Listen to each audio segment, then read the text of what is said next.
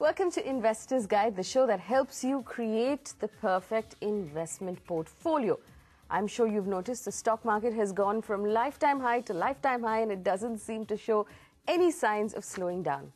On the show this week, we're going to focus on the portfolios we designed for you nearly 6 years ago that we've been tracking very carefully. We'll take a look at how these portfolios have done and it'll illustrate to you really that disciplined, focused, regular investing without being phased at all does in fact pay off. You can write to us if you have any questions about these portfolios to the email ID that's at the bottom of your screen. I'm going to be calling out the names of funds very slowly so you can write them down as well. So I'll give you a moment there to grab a pen and paper while I bring in Dhirendra Kumar. Dhirendra is the architect of these portfolios. Dhirendra, it's been 6 years, which is ideal really to take a look at these portfolios because this is the kind of time horizon we were talking about. And we talked about the fact that, in this long term of 6 to 10 years, we'll see markets go up, go down. Big things are going to happen, small things are going to happen. And now when we look at these portfolios, is this what you were talking about when we designed these portfolios 6 years ago, this kind of market? Yes, absolutely. In a 5-7 year cycle, one is faced with this kind of situation. If you recall, our periodic review of the portfolio, I don't think we were ever cheerful, but we did stick to what we started with. All the returns that we see now is a result of that disciplined approach. I think, even if we would not have, we have finally with hindsight, it looks like we have chosen some very good funds. But assuming that, they were not very good funds, even if they were average funds or, so not so great funds, even then, I don't think, the overall experience of return or performance should have been substantially different from what it is now. All right, so remember, we keep talking about regular disciplined investing. So what we've done here is we designed 6 portfolios for different age groups, and we hypothetically invested 10,000 rupees every month in an SIP into these portfolios, and these are the returns we're looking at right now. Our first portfolio is our aggressive growth portfolio. It was designed for a 25-year-old to get aggressive returns and take on some risks with a time horizon of 20 years. Now, the total investment that's gone in up till now is 6.6 lakh rupees through that SIP. We didn't stop it at any point. Today, that money is valued at 12.56 lakh rupees. It's doubled. Literally, we've made 6 lakh rupees out of that investment with a total return of 24% annualized. I will give you a list of the funds in this portfolio. There's the DSP BlackRock short term at 10%, Franklin India Smaller Companies, ICICI Prudential Value Discovery, IDFC Premier Equity, and Quantum Long-Term Equity, which is the low-cost fund in the portfolio. This portfolio has done phenomenally well. It's taken this long, actually, to prove its worth, to show us that it actually does what it was designed to do. Dhirendra, you're obviously not going to make any changes right now, but are you happy with the way these funds have performed? Is this what you intended when you designed the portfolio? Yeah, I would like to, caution investors that, we are looking at these numbers at the market peak. Don't expect 24% return from your portfolio year on year. And this return will be substantially more, over a longer period of time. Maybe this 24% return is a result of, is not a result of my brilliant fund picks, but it is result of, somebody disciplined enough to be investing through all the lean times. Let me also, just give one more caution that though we call it an aggressive fund, it is not that aggressive. If you look at the underlying components, 10% into fixed income at all times. It could be more because many equity funds also have fixed income or cash allocation at points. Also, if you look at 2 of our big positions in this fund, they are fairly well-diverse, all-cap fund.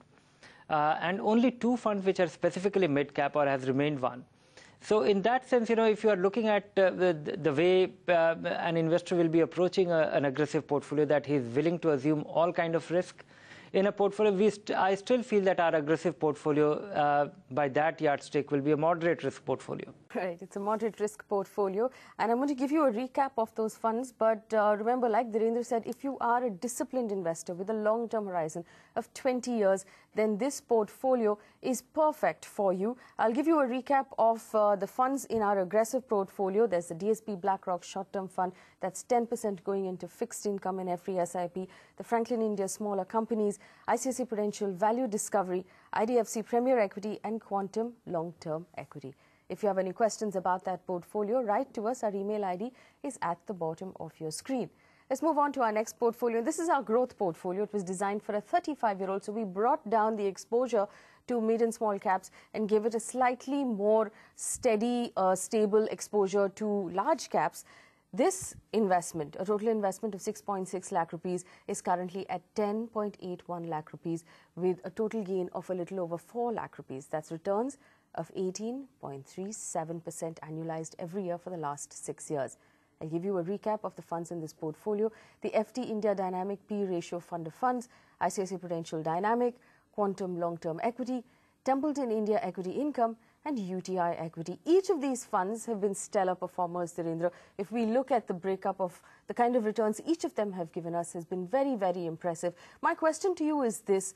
If I'm an investor watching right now, and I haven't been investing over the last 6 years, or I pulled out at some point when the markets were bad because I got nervous, can I start again? Can I use this portfolio right now? Are these recommendations still relevant? Yes, these recommendations are still relevant. You can get started, you can start tomorrow. The only thing to be careful about will be that don't invest lump sum. Just understand what these portfolios are. First, I would like to, just the way you are describing it, some people might, understand it wrongly. It is not a portfolio where we invested 6.6 lakh rupees and it has turned into 10 lakh rupees or 12 lakh rupees or 13 lakh rupees. It is that 10,000 rupees was invested month after month for last 5.5 years. So, follow the basic rules. Don't get carried by the performance of these portfolios or the performance of the market. And market at its all-time high will keep hitting all-time high even after going up, even if it goes up by 100 points. And it can happen for a long period of time. And you might have this feeling of miss the bus or miss the opportunity. Don't get carried by that. Formulate your plan and stick to it. And don't try to time these portfolios just to ride the bull run.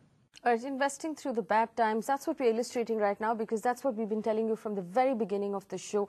Use an SIP, accumulate your investments slowly, month on month. Don't get fazed by a bad market. Don't get distracted by a good market. And of course, like Dhirendra said, don't pull your money out unless you actually need that money for a specific goal that you have been accumulating for. Because a lot of times you'll pull the money out, it'll sit in your bank account, there's an opportunity loss there. Keep in mind the goal before you even start investing. And don't touch that money until you actually have achieved your goal.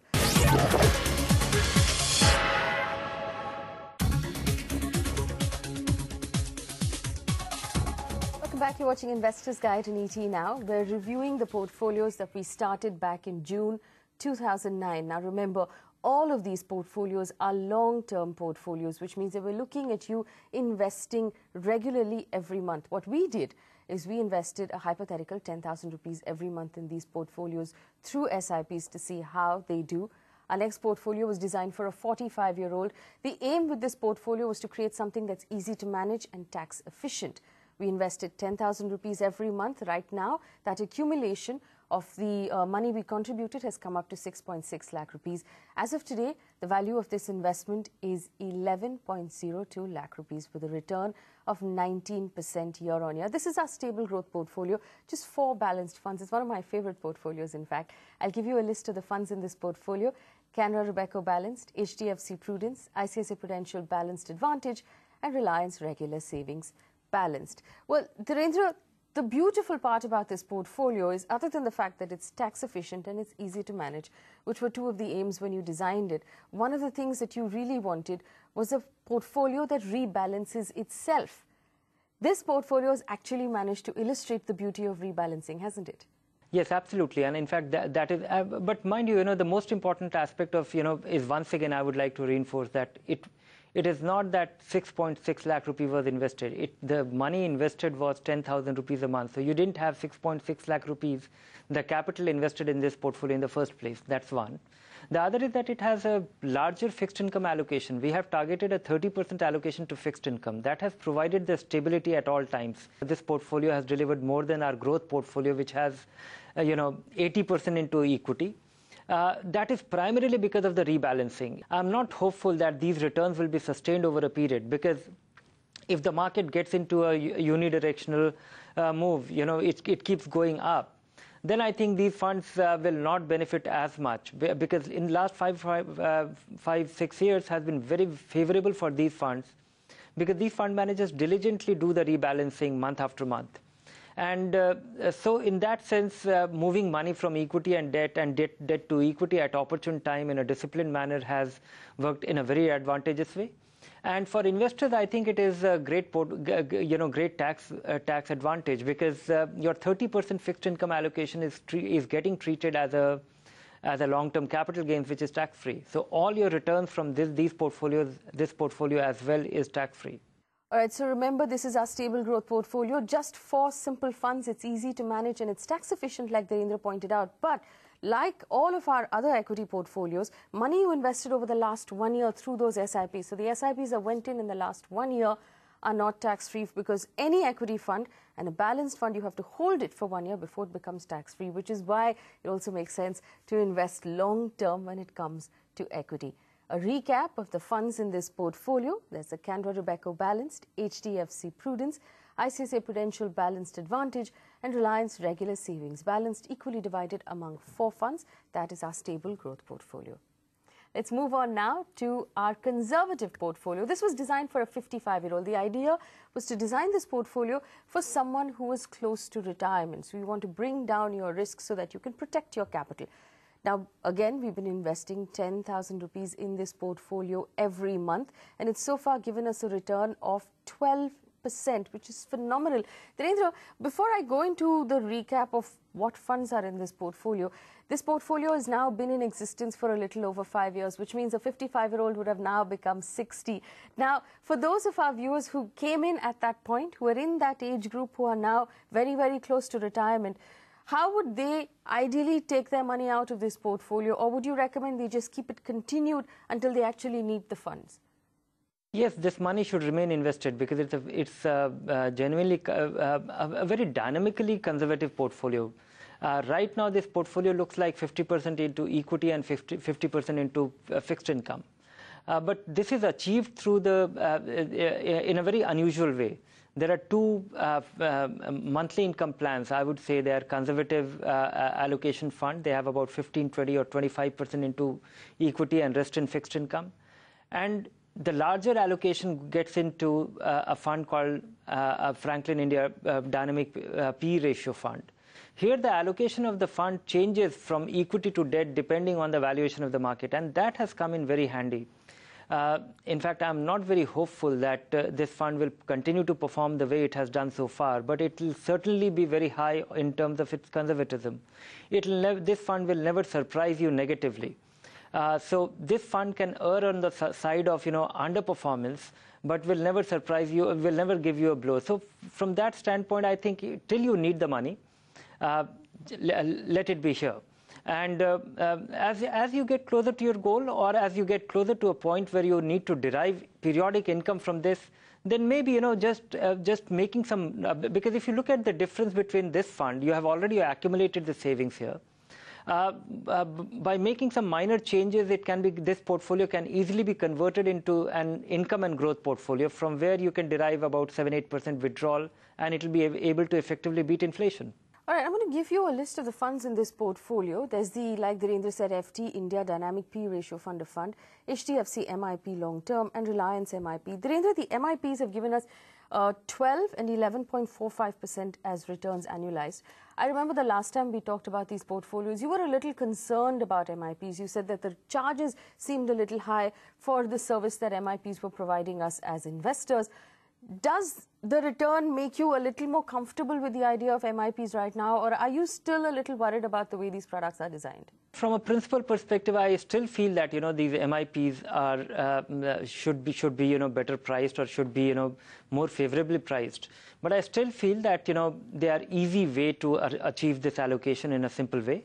In fact, Reliance MIP is the only MIP which in the worst of times was able to beat the post office MIP by a wide margin. So it actually earns its income. MIPs will be much better for investors if the expenses are far lower, and justifiably so, because they are substantially fixed income fund, and they charge twice as much as fixed income fund.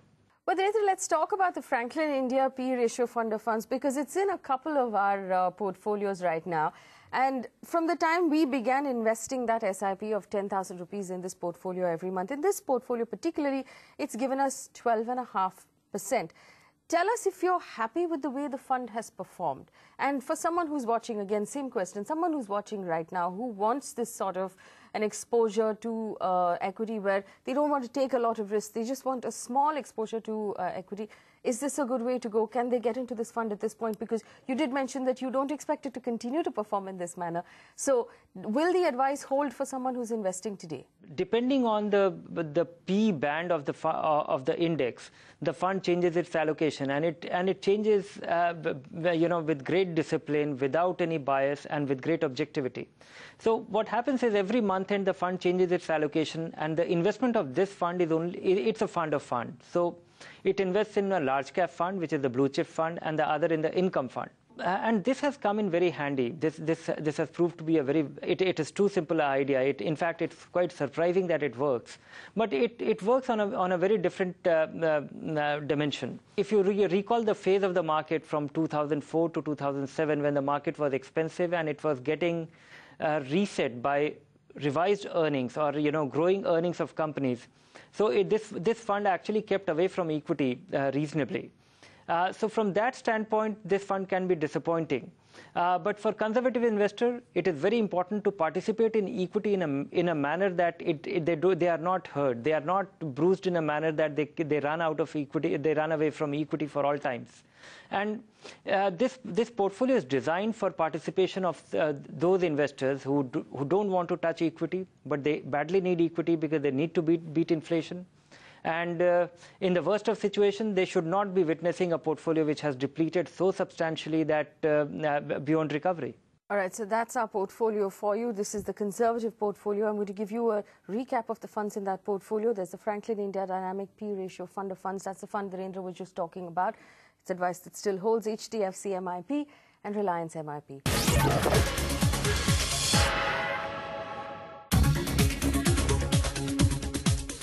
Welcome back. You're watching Investor's Guide in ET Now. We're reviewing our portfolios and we're really illustrating how you would have done if you'd taken our advice on this show and simply started an SIP and did nothing else. So we always wonder whether managing your money is this complicated process. But this is an illustration to show you that it's not. It's actually a really, really simple, easy process. You start the SIP in the right funds and then you do nothing else. Our next portfolio is our income growth portfolio. This was designed for someone who's already retired, so ideally for a 65-year-old. Now, the assumption with this portfolio is that you've already started your investment in the Senior Citizen Savings Scheme. After that, to supplement that income, you start this portfolio. So the idea is to beat inflation and to supplement the regular income that you're getting from the Senior Citizen Savings Scheme or from a pension. Now, remember, the interesting part about this portfolio is that it was designed for a quarterly withdrawal of 20,000 rupees. So after making that quarterly withdrawal of 20,000 rupees, this portfolio has still given us a gain of 11.52% and the money has doubled, which means you've beaten inflation, you've taken out money every quarter for your expenses, and you've managed to make a profit. I give you a recap of the funds in this portfolio. The FT India Dynamic P Ratio Fund of Funds is here as well. The HDFC MIP, the Reliance MIP. So it looks a lot like Dhirendra said, like the previous portfolio we discussed, and the UTI balanced. So if you're going from before you're retired to after you're retired, it's very easy to make that change. You just have to add one more fund to your portfolio. Dhirendra, this fund really, the structure is the thing of brilliance. Are you really pleased with the way it's done? Because this was a tough one. This was a tough one to put together. In fact, I'm quite surprised by the performance of this portfolio because the way the bad market, leaned. And this is the only portfolio which is not accumulative portfolio. Here, the 10 lakh rupee was invested at the outset when we started this show 5.5 years back. We started with a lump sum investment, which is very contrary to what we keep saying all the time. And worked, and that is why we devised this conservative allocation. And after that, doing a withdrawal rate of 8%, annual withdrawal rate. But at the same time, I don't know if a lot of investors, or a lot of viewers listen to it carefully or follow it strictly. It was very important that it must be looked upon as a supplementary source of income. It really is an outstanding portfolio, and the structure is remarkable. I'm going to give you a recap of those funds again. FT India Dynamic PE ratio, the HDFC MIP long-term and the Reliance MIP. Added to that is the UTI balance to give you a little bit of equity returns. And if you're retired, once you do your senior citizen savings scheme and you want to put some more money away, this is the portfolio for you. If you have questions, of course, our email ID is at the bottom of your screen. One more quick portfolio on this show, the low-cost portfolio. The idea was to increase returns by reducing the cost. The cost on this portfolio is less than 1%. It's 0.85%. We started this portfolio in January 2010. Again, SIPs of 10,000 rupees every month. It's given us a total return of 15.7%. Just two funds in this portfolio, Goldman Sachs Nifty Bs, Goldman Sachs Nifty Junior Bs, split across. Dhirendra, are you happy with how this portfolio is done? Was this a good way to go? No, I don't think it's a good way to go because, if you look at this is 100% invested into equity. It's not sunny days for index investing.